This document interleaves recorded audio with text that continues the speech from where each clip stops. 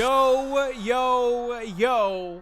what is up, y'all? My name is Robert Donaldson, and welcome back to another edition of Rob's Best Bets. And in this episode, we are once again talking about college hoops, baby, here on November 17th, 2025. And I can't believe we're already flying through this year. We're on the second to last month. We're already over that midway point in the second to last month of the calendar year.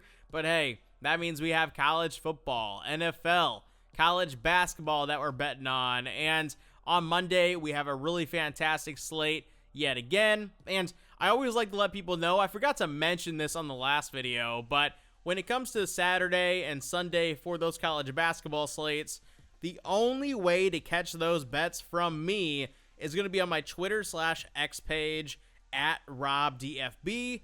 The weekends are for my relaxation, taking a little bit of time off from my day job and also from the sports betting thing in terms of, making the videos day in and day out. So if you do want to catch those bets, make sure you are placing them over on there. But hey, we had a great weekend on the college basketball front.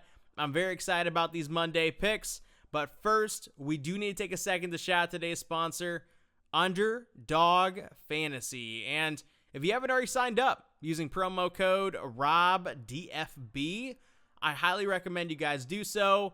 But with all that being said, y'all, let's go ahead and jump into our bets here on Monday, November 17th in the college basketball world.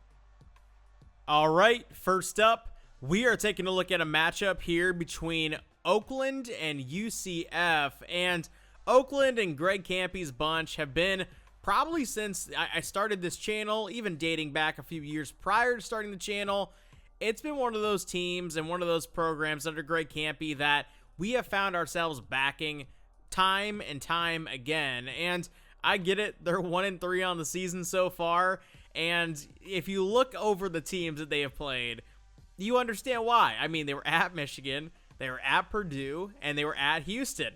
Those are three of the best teams in the entire country. There's arguments to be made that could be three of the four teams that are in the Final Four when it's all said and done. And Greg Campy's bunch, hey, I love it. Go out there, get battle tested early. These games don't really matter when you're in the Horizon League because it just comes down to winning the conference anyway.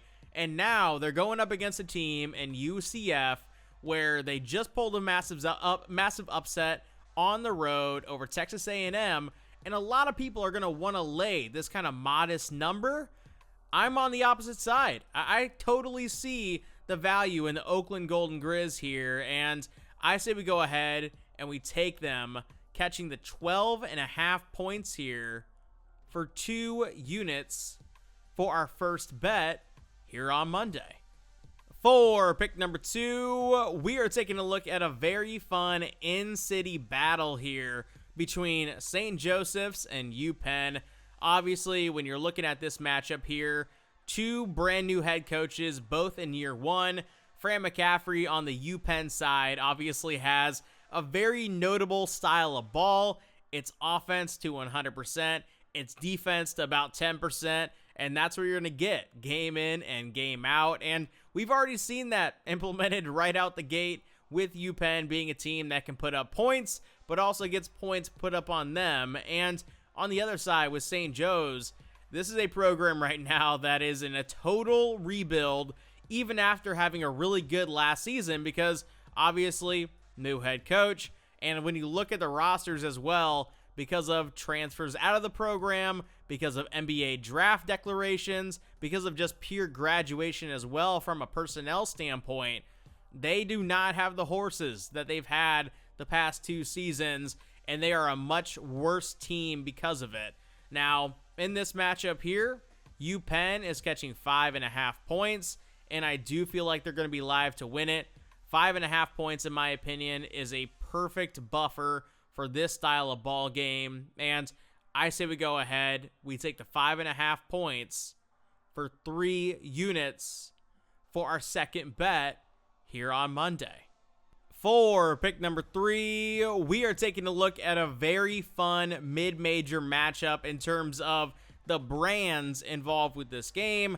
Now, both brands in the early goings this season have really struggled, haven't really lived up to the early season expectations, but we're only 4 games in for both these teams, and these teams are Drake and Charleston. And obviously, this game, with a lot of neutral site games being played, maybe this would be one that qualifies, but no, this is actually going to be in Charleston, South Carolina, in TD Arena.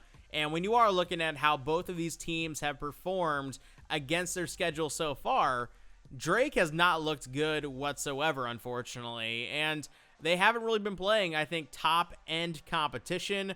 Whereas when you do look at Charleston and you look at the teams that they've played, the teams that they've beaten, you know, you can make justifications as to how you lose on the road against Liberty or lose to FAU. And I think when you're looking at the totality of the early season 2-2 records, Charleston's is far more impressive.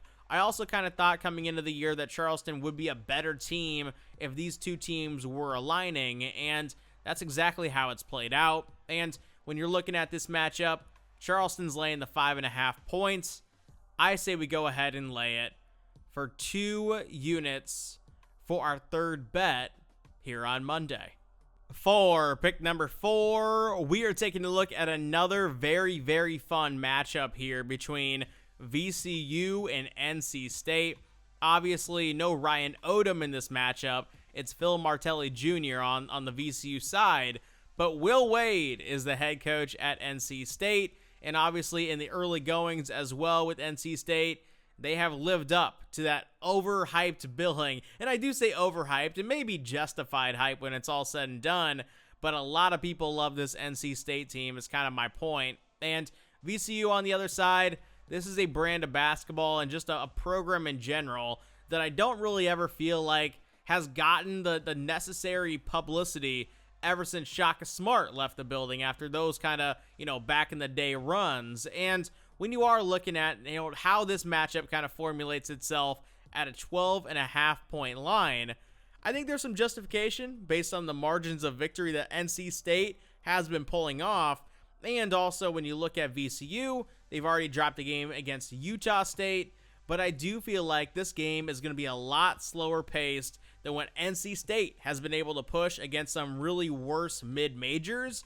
And for that reason, a 12.5 point line, yeah, maybe NC State can get up and lay this number and do it comfortably, but I just don't think that's going to be the style of ball game that we end up getting. So let's go ahead and take the points here with the VCU Rams for 2 units for our fourth bet here on Monday. For pick number 5, we are taking a look at a matchup here between Bucknell and Pittsburgh. And coming off the loss against West Virginia, I think a lot of people are going to look to lay this number with Pitt against Bucknell, who's already a 2-2 mid-major. But if that's how you're classifying Bucknell, you're missing the boat, because this is a good mid-major. John Griffin has got a really good squad this season, and obviously those 2 games that they dropped, you would like to see them win, and honestly they had really good chances to win both those games against Princeton, against Hofstra, but this is still a very good team that's already beat Delaware, the Mount at St. Mary's, and I do feel like when you're looking at the totality of this matchup, I think, again, kind of like VCU going up against NC State, Bucknell is going to be able to slow down this game, I think, to the tempo that they want to play. And although Pitt is going to look to kind of, push that pace, do their thing offensively, we just saw how that played out against a much kind of souped up version of Bucknell in West Virginia. And I do feel like when we can take advantage of these types of lines, we got to go ahead and do so. So let's go ahead and take the 16.5 points here for 3 units for our 5th bet here on Monday. All right, for our final bet here on Monday, we are capping it off with a really fun rivalry matchup here in the Civil War between Oregon State and Oregon. And although both teams are 3-0, I think both teams are 3-0 in their own kind of unique ways. Oregon probably already should have been picked off. Oregon State as well probably already should have been picked off. but Oregon was always in the games that they ended up winning. Oregon State, when you look at how they played North Texas, North Dakota State, even UIC, they were threatened in all of those ball games and honestly looked like the inferior team for at least half of all of those ball games. And Oregon on the other side, in the early goings against Hawaii when they were hosting Hawaii, and also against Rice, they didn't have their best player in terms of Shellstad on the court. And I think when you are in the early stages of a season, you don't have your best player, and then last time out, they're just kind of getting him reintegrated into the lineup, there's going to be some initial growing pains. And I think here in Game 4, we're going to see a much better team with obviously Dana Altman running the ship the way that he always has, a healthier roster as well, and Oregon State on the other side, despite the health not being a concern, the play, in my opinion, in the early goings has been a concern. And for that reason, I'm actually willing to lay the 12.5 points here for 3 units for our final bet here on Monday. All that being said, I really want to thank you guys for checking out today's video. And if you do want to show some love on these videos, make sure you drop a like in the video, make sure you subscribe to the channel, and make sure you guys comment down below and share on social media as well. But with all that being said, y'all, I appreciate you guys. Let's keep killing it in college basketball. And as I always say, I will see you in a future video. Take it easy.